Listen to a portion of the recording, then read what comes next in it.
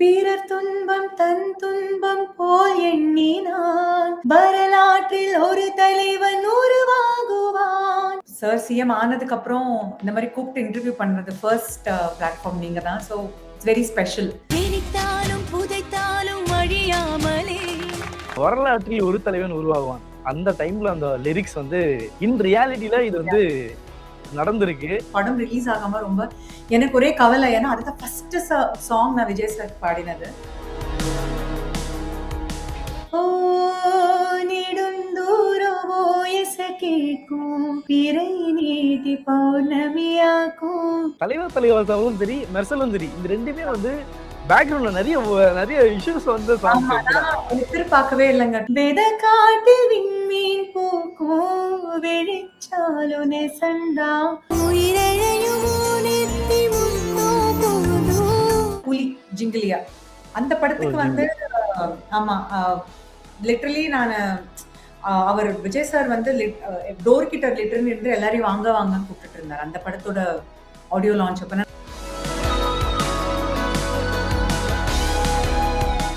Super singer ஹிஸ்டரியிலேயே வந்து அவ்வளோ சிங்கர்ஸ்ல I am probably the only singer who has sung 4 songs for correct sir.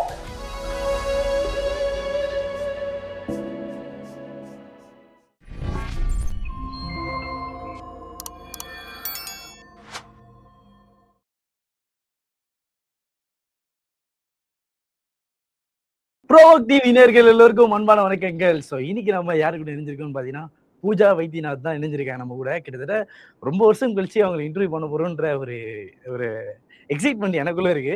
So வணக்கம், எப்படி இருக்கீங்க? வணக்கம், எல்லாருக்கும் வணக்கம். உங்களுக்கு வணக்கம் கார்த்திக். நான் சூப்பரா இருக்கேன். நீங்க எப்படி இருக்கீங்க? யா ஃபைன் சூப்பரா இருக்கும். ஸோ எனக்கு என்னன்னா வந்து ரீசெண்ட் டேஸா வந்து உங்களை இன்ஸ்டால ஃபாலோ பண்ணிட்டு இருந்தாங்க. அதுல வந்து நீங்க ஸ்பெசிஃபிக்கா வந்து சிஎம் அவர்களுக்கு வாழ்த்து சொல்ற மாதிரி சில ரீல்ஸ் எல்லாம் போட்டு நீங்க சிஎம்க்கு பாடின சில ரீல்ஸ் எல்லாம் போட்டு ஒரு விஷ் பண்ணியிருந்தீங்க. ஸோ எஸ் பார்க்கும்போதே வந்து பாத்தீங்கன்னா நீங்க தளபதிக்கு மட்டுமே கிட்டத்தட்ட 4-5 சாங் கிட்ட பாடிருக்கீங்க. ஸோ ஹவு ஸ்பெஷல் விஜய் அவர்கள்? எனக்கு ரொம்ப ரொம்ப ஸ்பெஷல். பிகாஸ் நான் கரியர் ஆரம்பிச்சப்போ தான் வந்து ஒரு சில ஆக்டர்ஸும் அவங்களோட கரியர்ஸ் ஆரம்பிச்சு அந்த டைம்ல. ஸோ அவங்களுக்கு பாடுறது எந்த பாட்டு பாடினாலும் எக்ஸைட்மெண்ட் இருக்கதான் செய்யும். பட் நம்ம ஒரு சீனியரான ஒரு பர்சன், ரொம்ப பாப்புலரான ஒரு ஆக்டர், சம்படி லைக் விஜய் சாரா இருக்கட்டும், அஜித் சாரா இருக்கட்டும், ஒரு அந்த கேடர்ல இருக்கும்போது நம்மளுக்கு இன்னுமே ஜாஸ்தி எக்ஸைட்மெண்ட் இருக்கும். வெதர் அந்த சாங் வெளியில வருமோ இல்லையா தெரியாது நம்மளுக்கு. அட்லீஸ்ட் நம்ம இவங்களுக்கு பாடி இருக்கோம் அப்படிங்கிற ஒரு எக்ஸைட்மெண்ட் கண்டிப்பா இருந்தது. எனக்கு அதே ஒரு பர்டிகுலர் பீரியட்லயே பேக் டு பேக் நான் விஜய் சாருக்கு பாடினேன். டக்குன்னு ஒரு 2-3 பாட்டு. ஸோ ரொம்ப ரொம்ப எக்ஸைட்டடா இருந்தது எனக்கு.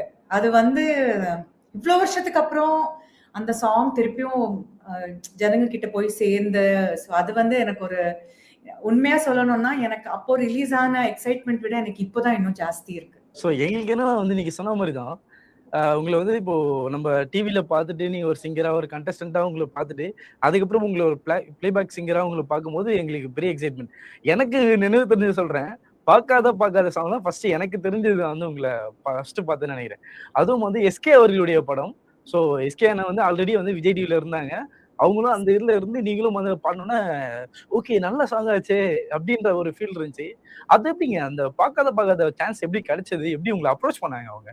ஆமா. ஸோ எனக்கு அந்த சூப்பர் சிங்கர் நீங்க சொன்ன மாதிரி சூப்பர் சிங்கர் முடிஞ்ச புதுசுல முடிஞ்ச ஒரு மாசத்துக்குள்ளேயே வந்து ஜிவி தான் கூப்பிட்டிருந்தாரு. அப்போ வந்து பாரதி ராஜா சார் அன்னக்கொடின்னு ஒரு படம் டைரக்ட் பண்ணிட்டு இருக்காரு. அண்ட் ஃபுல்லாவே அவர் யூஸ்வலாவே நிறைய நியூ பீப்புளுக்கு இன்ட்ரடக்ஷன் கொடுப்பாரு இல்லைங்களா? ஸோ அவர் புது சிங்கர்ஸ், புது வாய்ஸஸ் தேடிட்டு இருக்காங்க அப்படின்னு சொல்லிட்டு தான் சூப்பர் சிங்கர்லயே நாங்க ஒரு 2-3 பேர் ஆடிஷனுக்கு போனோம். ஸோ அதுதான் என்னோட ஃபர்ஸ்ட் பிளேபேக் எக்ஸ்பீரியன்ஸ் அப்படின்னு சொல்லணும்னா. அதுக்கப்புறமா இமான் சார் ரெகுலரா கால் பண்ணி இந்த மாதிரி ஒரு சில சாங்ஸ்க்கு ட்ரை பண்ணிட்டு இருந்தார் வாய்ஸ். பிகாஸ் எல்லா சாங்ஸ்க்குமே எல்லா வாய்ஸும் நம்மளுக்கு சூட் ஆகாது இல்லைங்களா? ஸோ அந்த மாதிரி அமைஞ்சது தான் வந்து பார்க்காத. ஸோ சார் வந்து ஃபோன்ல ஒரு 2 லைன் பாட சொன்னாரு, டியூன் எனக்கு சொல்லி பாடி. சரி அப்போ நெக்ஸ்ட் டே உடனே கூப்பிட்டாரு, வாங்க ஸ்டுடியோக்கு வாங்க அப்படின்னு. ஸோ அந்த மாதிரி பாடி வந்த ஒரு பாட்டு தான் வந்து பார்க்காத. எனக்கு இப்போ வரைக்குமே வந்து அடையாளம்னு சொல்லணும்னா பார்க்காத சாங் பாடின பூஜா அப்படின்னு தான் வந்து கண்டிப்பா இருக்குன்னு சொல்லணும். டெஃபினட்டா. No doubt. ஓகே. ஸோ வந்து நீங்க இப்ப ரீசென்ட் டேஸ்ல வந்து தளபதி அவர்களுக்கு வந்து அதாவது சிஎம் அவர்களுக்கு வந்து நிறைய விஷ் பண்ணியிருந்தீங்க. விஷ் பண்ணி சாங்ஸ்லாம் போட்டிருந்தீங்க. ஸோ அதுல வந்து ஸ்பெசிஃபிக்கா ஒரே ஒரு சாங் தான் ஃபுல் ரீச்சுங்க. என்னன்னா வந்து வரலாற்றில் ஒரு தலைவன் உருவாகுவான். தலைவா தலைவா சாங்ல இருந்து. ஸோ நீங்க பாடின டைம் வந்து 2016, 14 நினைக்கிறேன். ஸோ ஆமா. அந்த டைம்ல அந்த லிரிக்ஸ் வந்து இன்னைக்கு அது ரியாலிட்டில நாட் இன் ரீல், இன் ரியாலிட்டில இது வந்து நடந்திருக்கு. ஸோ எல்லாருமே வந்து அந்த சாங் பாடுனது யாருன்றத ஒரு வாட்டி தேடிட்டு தான் இருப்பாங்கன்னு நினைக்கிறேன். ஸோ தளபதி பத்தி சொல்லிட்டு அப்படியே அவருக்குன்னு இந்த சாங் பண்ணீங்கன்னா நல்லா இருக்கும். அந்த டைம் யோசிச்சிருப்பீங்களா? ஏன்னா அந்த டைம் நிறைய இஷ்யூஸ்லாம் நடந்துச்சு. மேபி உங்களுக்கு பேக்ரவுண்ட்ல தெரியுமான்னு தெரியல. அந்த இல்ல டைம்ல அந்த அந்த டைட்டில் டைம்ல படம் ரிலீஸ் ஆகாம ரொம்ப தள்ளி போச்சு. யா. ஏன்னா இது வந்து பொலிட்டிக்கல் சப்ஜெக்ட் அண்ட் இது ஒரு மாதிரி ஏதோ சிக்னல் பண்றாங்களோங்கிற ஒரு இதுல வந்து அந்த படம் ரிலீஸ் ஆகாம ரொம்ப எனக்கு ஒரே கவலை. ஏன்னா அதுதான் ஃபர்ஸ்ட் சாங் நான் விஜய் சாருக்கு பாடினது. ஆடியோ லான்ச் வேற நான் போயிருந்தேன். ஸோ இப்போ கூட விக்கிபீடியா ஓப்பன் பண்ணீங்கன்னா என்னோட ஒரு ஃபோட்டோ வரும் அதுல. அது வந்து தலைவா ஆடியோ லான்ச்ல எடுத்த ஃபோட்டோ. எனக்கு அது ரொம்ப ஃபேவரட். பிகாஸ் நான் போட்டுட்டு இருக்கிற ட்ரெஸ்ஸா இருக்கட்டும், ஹேர், என்னோட மேக்கப் எல்லாமே ரொம்ப அழகா இருக்கும். ஸோ எனக்கு அது அண்ட் ஃபர்ஸ்ட் டைம் நான் விஜய் சார் லைவா பார்த்தது இன் பர்சன். அண்ட் இப்போலாம் வந்து ஆடியோ லான்ச்னா நீங்க பாக்குறீங்க ஸ்டேடியம்ல மாதிரி பண்றாங்க. அப்போ வந்து ஒரு சின்ன வென்யூல ஐ திங்க் சத்யம் சினிமால தான் நினைக்கிறேன் தியேட்டர்ல உள்ள ஹையர் பண்ணி பண்ணுவாங்க பாத்தீங்களா. ஸோ ஆமா, ரொம்ப ஆமா. அந்த மாதிரி ஒரு சின்ன செட்டப்ல ரொம்ப ஒரு பிரஸ் தான் இருந்தாங்க நிறைய பேர். ஆடியன்ஸ் ரொம்ப லிமிட்டடா இருந்தாங்க. ஸோ விஜய் சாருக்கு முன்னாடி அண்ட் இந்த சாங் லைவா பெர்ஃபார்ம் பண்ணோம். ஓ. வாய் அசைக்கிறது அந்த மாதிரி இருக்கல. இப் ஆக்சுவலி பெர்ஃபார்ம் லைவ். ஸோ எனக்கு ரொம்ப ஒரு ரொம்ப ரொம்ப த்ரில்லிங்கான ஒரு எக்ஸ்பீரியன்ஸ். அதுவும் சரி மெர்சல் ஆடியோ லான்ச்லயும் எனக்கு அவரை நேர்ல பார்க்க வாய்ப்பு கிடைச்சது.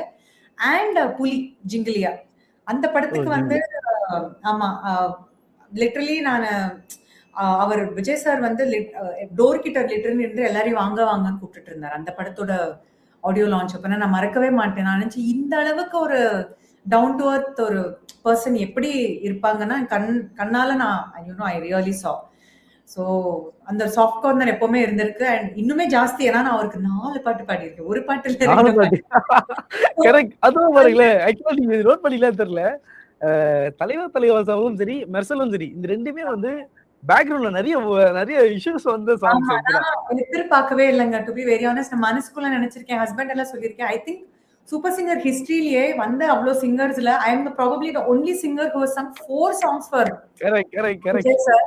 எனக்கு அது ஒரு பெரிய அச்சீவ்மெண்ட் தான். எனக்கு ஒரு I don't it's like a very big milestone. என்னோட பேக்ரவுண்ட் ஒர்க்னு எடுத்து பார்க்கும்போது எனக்கு கொஞ்சம் வயசான காலத்துல நான் பார்த்து ரொம்ப பெருமைப்பட்டுப்பேன். நான் 4 பாட்டு பாடியிருக்கேன் அவருக்கு அப்படின்னு.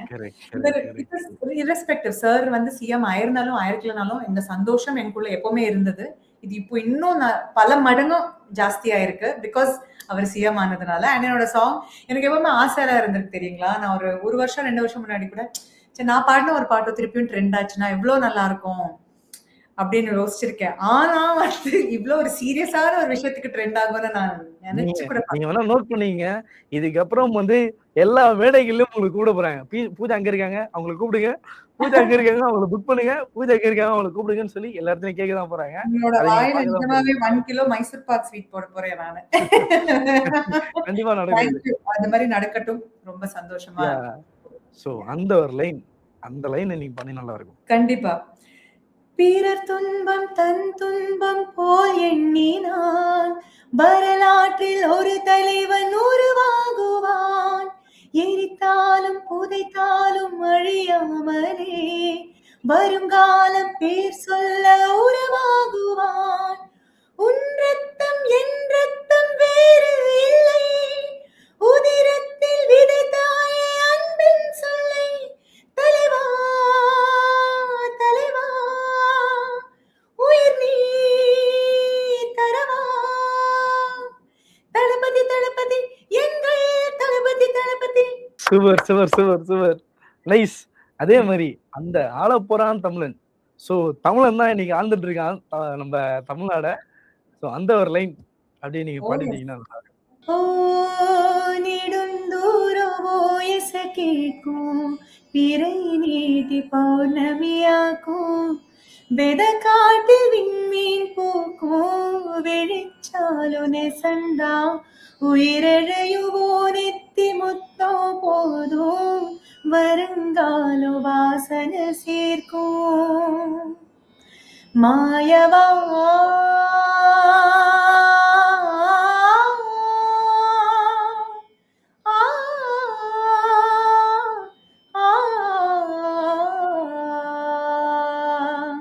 ஆளப்பூரா தமிழ உலகம் எல்லாமே வெற்றி மக வழிதான் இனிமே எல்லாமே வீரன்னா யாருன்னு இந்த நாட்டுக்கே அவன் சொன்னானே எல்லா மாட்டுக்கும் அட நீதிய தந்தானே. நீங்க நிறைய டிவி ஷோஸும் பண்ணிருக்கீங்கன்னு நினைக்கிறோம். சூப்பர் சிங்கர் தாண்டி கலைஞர் டிவிலும் ஏதோ 2-3 ஷோஸ் பண்ண மாதிரி கேள்விப்பட்டிருக்கோம். நீங்க ஒரு பிளேபேக் சிங்கரா ஆகிறதுக்கு முன்னாடி நீங்க ஒரு ஒரு ஒரு சிங்கராவோ இல்ல ஒரு சில இடத்துல வந்து கிளாஸஸ் போயிட்டு அதுக்கப்புறம் வந்து நீங்க டெலிவிஷன்ஸ்லாம் வந்து பார்ட்டிசிபேட் பண்ணிருப்பீங்களே. அந்த என்னென்ன ஷோஸ் அது சொல்லலாமா? ஆக்சுவலா பாத்தீங்கன்னா ரியாலிட்டி ஷோ ஒரு டிவில பாடுறது வந்து நான் என்னோட ஐ திங்க் எனக்கு ஐ வாஸ் அரௌண்ட் 15 or 16 2006ல முதல்ல எஸ்பிபி சாரோட ஒரு ரியாலிட்டி ஷோல தெலுங்குல ஹைதராபாத்ல தமிழ் பொண்ணு தான். ஆனா பிறந்து வளர்ந்ததெல்லாம் ஆந்திராலனால இப்போ தெலுங்கானா பட் அப்போ ஆந்திரா. பாலு சார் கண்டக்ட் பண்ண ஒரு ஷோல தான் நான் முதல்ல பார்ட்டிசிபேட் பண்ணேன் 2006ல. அதுல டைட்டில் வின் பண்ணினேன். அப்புறம் 2008ல வந்து சேம் சூப்பர் சிங்கர் ஃபார்மேட்லயே Zee Telugu Sa Re Ga Ma Pa voice of youth அப்படின்னு ஒரு ஷோ பண்ணாங்க. அதுல வந்து ஓட்னால செகண்ட் தான் வந்தது. பட் கார் வின் பண்ணேன் நான் அந்த ஷோல. அதுக்கப்புறமா தான் கலைஞர் டிவியோட வானம்பாடி அகைன் பாலு சார் ஹோஸ்ட் பண்ண ஒரு ஷோ. அதுலதான் வந்து பார்ட்டிசிபேட் பண்ணும்போது அப்போ எனக்கு சந்தோஷ்னா யாருன்னு தெரியாது. பட் அவர் பார்ட்டிசிபேட் பண்ணியிருந்தாரு. அப்பதான் சீசன் 2 முடிஞ்சிருந்தது சூப்பர் சிங்கரோடது. அண்ட் அவர் சீசன் 2 முடிஞ்சதுனால இந்த காம்படிஷன் பார்ட்டிசிபேட் எதுக்குன்னா எனக்கு அந்த டைம்ல என்னோட சித்தி மாமா எல்லாரும் சென்னையில அவங்க வந்து எல்லாம் தமிழ் பொண்ணா இருக்கு, நீங்க இந்த ஊர்ல வந்து ஒரு தமிழ் காம்படிஷன்ல நீ பார்ட்டிசிபேட் பண்ணி நாங்கெல்லாம் பார்க்கணும்னு ஆசையா இருக்கு. பிகாஸ் பாஷா உனக்கு ஈஸி தானே, நீ ஈஸியா பாட்டெல்லாம் கத்துக்கலாம் அப்படின்ட்டு தான் வந்து வானம்பாடிக்கு வந்து நான் என்ரோல் பண்ணி அந்த காம்படிஷன்ல திருப்பியும் டைட்டில் வின் பண்ணேன். அதுக்கப்புறம் சரி இதெல்லாம் வந்து இருக்கு, இந்த ஃபாதர் ஆஃப் காம்படிஷன்ஸ்னு சொல்லுவாங்க பாருங்க. அப்போ அதுதான் சூப்பர் சிங்கர்னு ஒரு competition.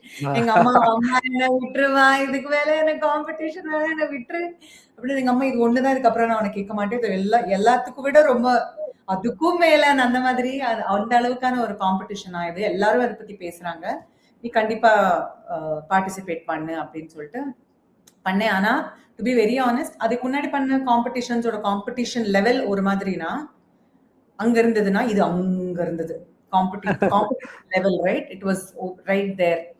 And I don't know now, but back in the day it was a proper reality show. Finding அந்த என்ன அது தேர்தலுக்கான குரல் தேடல் தானே சொல்லுவாங்க, லைக் லிட்டரலி வந்து ஒரு I mean it was a proper reality show. Now it's become more like an entertainment. நிறைய aspects கொண்டு வராங்க. பிகாஸ் அது மட்டுமே நம்ம வித்தா ஷோஸ் வந்து போக முடியாது ஃப்ரண்ட்லன்னு சொல்லிட்டு நிறைய விஷயங்கள் எலிமெண்ட்ஸ் ஆட் பண்றாங்க. பட் அப்போ நீங்க பார்க்கும்போது yes it was entertainment, but it was more inclined towards music. That's what I felt. So எனக்கு வந்து ரொம்ப ஒரு காம்படிட்டிவான ஒரு காம்படிஷன் தான். அது உங்க எல்லாருக்குமே தெரியும் எங்க சீசன் எவ்வளவு ஒரு காம்படிட்டிவான சீசனா இருந்தது. Thank you so much. வந்து கிட்டத்தட்ட வந்து பாத்தீங்கன்னா நீங்க ஒரு மெமரிஸே வச்சிருக்கீங்க. இதுக்கப்புறம் ஃபியூச்சர்ல வந்து உங்க குழந்தைகள் வந்து எல்லாம் பெரிய ஆயிட்டு கேட்டாங்கன்னா, அம்மா பாடுற தளபதி சிஎம்க்கு வந்து நான் கிட்டத்தட்ட நான் சாங் பாடியிருக்கேன் அப்படி சொல்லி நீங்க பெருமையாவே பேசலாம்னு நினைக்கிறேன். ஸோ இதுக்கப்புறம் வந்து நிறைய மேடைகளை உங்களுக்கு கூப்பிடணும்.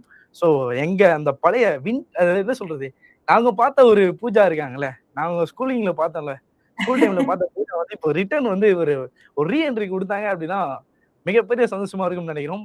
ஸோ உங்க நேரத்துக்கு ரொம்ப நன்றி. இன்னும் நீங்க பல சாங்ஸ் பாடணும், ரீஎன்ட்ரி கொடுக்கணும்ன்றது எங்களோட ஆசையா இருக்கு. எனக்கு சார் சிஎம் ஆனதுக்கு அப்புறம் இந்த மாதிரி கூப்பிட்டு இன்டர்வியூ பண்றது ஃபர்ஸ்ட் பிளாட்ஃபார்ம் நீங்க தான். So it's very special.